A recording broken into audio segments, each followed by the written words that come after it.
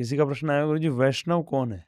वैष्णव वो है जो कि विष्णु को, कृष्ण भगवान को, राम जी को, जो विष्णु तत्व है, इनको परम भगवान मानता है। परंतु ये लोएस्ट लेवल का है। जब भी कनिष्ठ अधिकारी, मध्यम अधिकारी और उत्तम अधिकारी बताया गया है। तो इसलिए शास्त्रों में बताया गया, हमारे आचार्यों ने बताया है कि जो कृष्ण भगवान की, विष्णु जी की, राम जी की, इनमें कोई भेद नहीं है। इनकी आज्ञा का पालन करता है वो सही में वैष्णव है। ठीक है, जब इनको परम भगवान मानता है वो वैष्णव है, और उनकी आज्ञा पालन करता है तो वो अच्छे वैष्णव में गिनती हो जाती है उसकी। ठीक है ना। होता ना, जैसे देश के अंदर एक अच्छा नागरिक है और एक गड़बड़ नागरिक है, दोनों नागरिक हैं। जैसे कि एक दुश्मन देश के लिए क्या कर रहा है, जासूसी है, तो वो भारतीय नागरिक है, उसको क्या कहते हो, भारतीय ही कहते हो ना जी। है ना जी। तो इसी प्रकार से वैष्णव भी जो विष्णु को परम भगवान माने, कृष्ण भगवान को, राम जी को, नारायण को, मैं किसी को भी आपकी सरलता में जानने के लिए विष्णु अवतारों में से किसी को भी परम भगवान मानता हो वो वैष्णव कहलाता है। परंतु फिर आप लेवल आ गए। ठीक है ना। फिर आप किसी वैष्णव से आपने दीक्षा ले रखी है, शुद्ध वैष्णव जैसे शिला प्रभुपाद, और उनकी आज्ञा का पालन कर रहे हो, और आपका जीवन का लक्ष्य है कि आप कैसे अपने आप को वापस, जो आप संबंध भगवान कृष्ण से, राम जी से, विष्णु जी से भूल गए हैं, उसको वापस स्थापित करना। इस राह पे चलते हैं तो आप वैष्णव बढ़ते चले जाते हैं, मध्यम अधिकारी, उत्तम अधिकारी। ठीक है ना। हरे कृष्णा। सुरेंद्र सिंह नेगी जी का प्रश्न आया है गुरुजी, शिव और कृष्ण में किसकी आराधना, और फिर दूसरा, शिव भक्तों के लिए क्या उपदेश? ये कृष्ण भगवान की आज्ञा का, शिव जी की आज्ञा क्या है बताओ।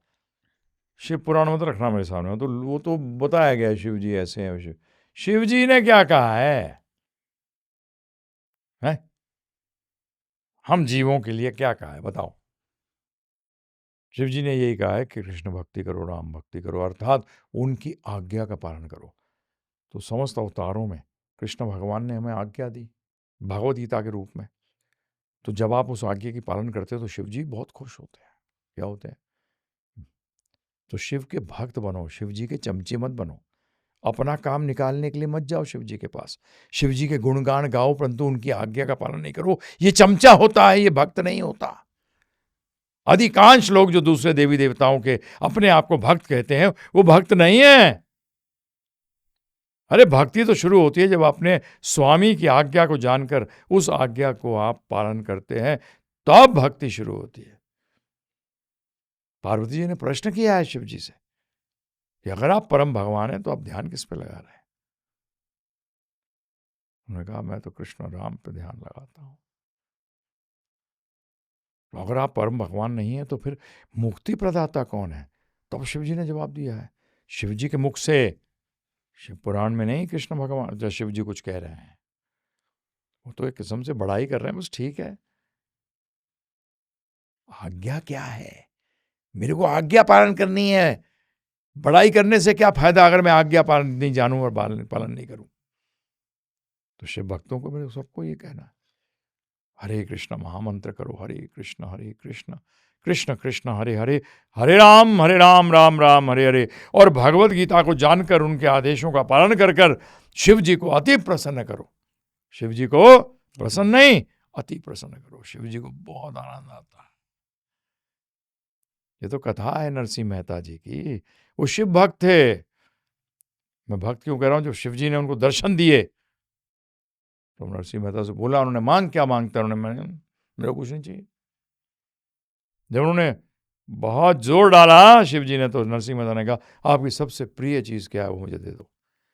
तब पता है आपको नरसिंह मेहता जी को शिव जी ने क्या दिया? कृष्ण भक्ति दी।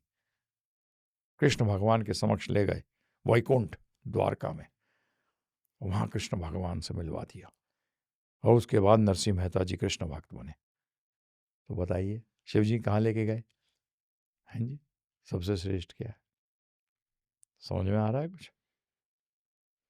तो मैं आपसे अनुरोध करूंगा, मिस्ड कॉल दीजिए 7210082100 पे। भगवद गीता समझिए। पढ़ने से काम नहीं चलेगा, समझना पड़ेगा।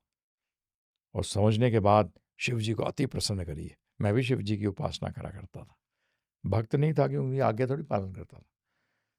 परंतु जब पता लगा मुझे उनकी आज्ञा क्या है तो मैंने कृष्ण भक्ति करी, और मैं 100% जानता हूँ कि वो बड़े खुश हैं कि एक चमचा भक्त तो बना है। तो सुनिए और फिर पढ़िए भगवत गीता यथारूप, श्रील प्रभुपाद द्वारा अनुवादित। बहुत बहुत धन्यवाद। हरे कृष्णा। आयुष जी का प्रश्न आया है गुरुजी, what is dharma? Very most difficult question to answer. शास्त्र भी यही कहते हैं, धर्म को समझना बड़ा मुश्किल है, क्योंकि हम लोग सब टेढ़े हैं। परंतु आपको 2 लाइन में आंसर देता हूं। धर्म उस वस्तु का वो स्वभाव है जो उससे कभी अलग नहीं किया जा सकता।